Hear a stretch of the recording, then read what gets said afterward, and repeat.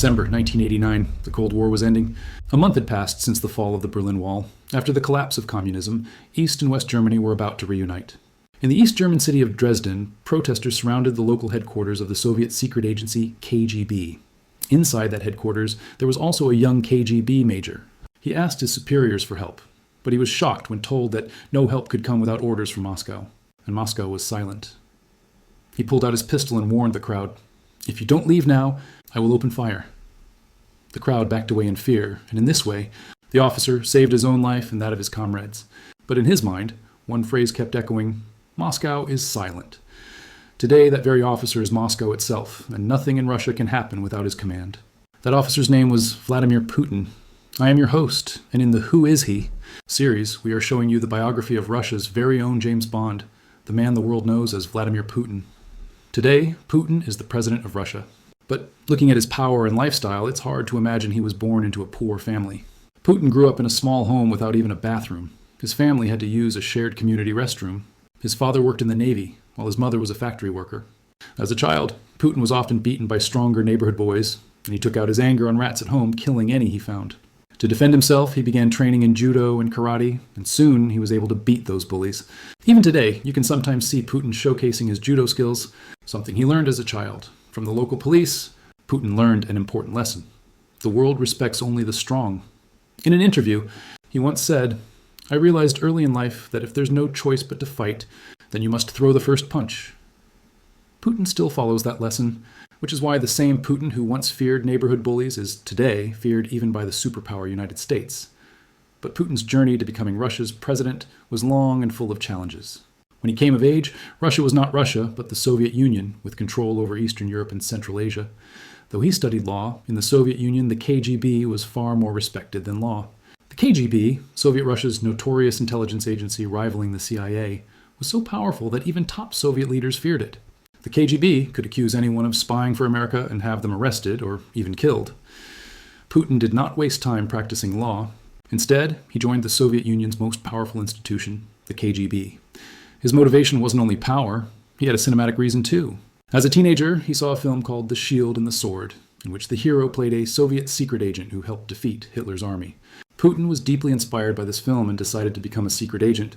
As he himself said, he was fascinated by how thousands of lives could depend on a single spy. When he was recruited into the KGB, he was so thrilled that he went to a restaurant and threw a party. In 1975, when Republican Gerald Ford was president of the United States, young Putin became a junior KGB officer. His duties included monitoring foreigners, crushing political opponents and counterintelligence, fighting against other countries' spy agencies. In 1985, Putin was posted to East Germany. At that time, Germany was divided. East Germany was under Soviet control, West Germany was free and allied with America. Even the capital, Berlin, was split, with the Berlin Wall built to stop East Germans from fleeing westward. East and West Germany became the main battleground for CIA and KGB agents. Putin spent 5 years in this arena, gaining valuable experience. Officially, he worked as a translator, but his real activities remain secret to this day. Experts believe he recruited tourists for the KGB, conducted missions in West Germany, stole NATO military secrets, and recruited East German officials as KGB informants. Others say he only attended meetings and wrote reports. One surviving letter written by Putin shows him requesting a telephone line for an informant. Whether his role was big or small, one thing is certain. His image as a mystery man was built in those days. But in East Germany, Putin wasn't only spying, he was learning. He saw that East Germans were more prosperous and freer than people in the Soviet Union, where communism brought poverty and restrictions. Putin quietly concluded that the Soviet Union was heading in the wrong direction, and he even told his colleagues. His fears were confirmed when, in 1989, Soviet troops withdrew from Afghanistan and uprisings erupted across Eastern Europe and Central Asia. East Germans also began protests, and Putin witnessed the power of street demonstrations. Then came the fall of the Berlin Wall in 1989, and by 1990, East and West Germany were reunified, 45 years after World War II. Putin saw it all firsthand. He was not just a witness, but an active participant in the Cold War's end. In 1990, Putin returned to the Soviet Union and became an advisor to the mayor of his hometown, Leningrad. One of his controversial decisions involved issuing export licenses in exchange for Western food aid, but the aid never arrived. A commission recommended firing him, but the mayor protected him and buried the scandal. In 1991, a coup was attempted against Soviet leader Mikhail Gorbachev, with the KGB involved. The coup failed, but Putin opposed it and resigned from the KGB to focus on politics. By then, the Soviet Union's collapse was inevitable. Leningrad's old name, St. Petersburg, was restored. With his KGB training and East German experience, Putin realized new political opportunities were opening. By 1996, after various positions in St. Petersburg, he moved to Moscow, aiming for the presidency. His KGB-era connections helped him gain the trust of Russian President Boris Yeltsin, who made him head of the presidential staff. Putin's rise began. In 1997, Yeltsin appointed him head of the FSB, the successor to the KGB. Soon, Putin became deputy prime minister, then prime minister. Yeltsin's declining health and unpopularity opened the final door. On December 31st, 1999, Yeltsin resigned, naming Putin acting president. Putin has held power ever since. He built popularity by waging war in Chechnya, portraying himself as a strong leader avenging terrorist attacks. Though critics suspect the 1999 apartment bombings in Russia were staged by the FSB under Putin's control, his image as a hero only grew. He was elected president in 2000, re-elected in 2004, and later extended presidential terms from 4 to 6 years. Opponents often end up silenced or dead under mysterious circumstances.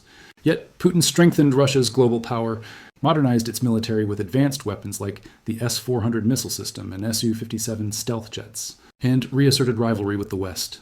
He annexed Crimea in 2014 without firing a shot, faced Western sanctions, and was accused of interfering in the 2016 U.S. elections.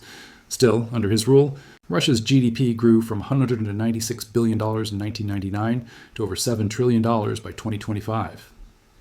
Western media claims Putin secretly owns palaces, jets, luxury resorts, and billions of dollars through proxies. Yet, he presents himself as a tireless servant of Russia. At age 66, he still rides horses, plays ice hockey, practices judo, and dives in submarines. Once asked about his future, he joked, "Don't rush my funeral." Given his health and ambition, it seems his grip on power may last for many years. This was the biography of Vladimir Putin. If you liked it, don't forget to like and subscribe. See you in the next video. Thank you.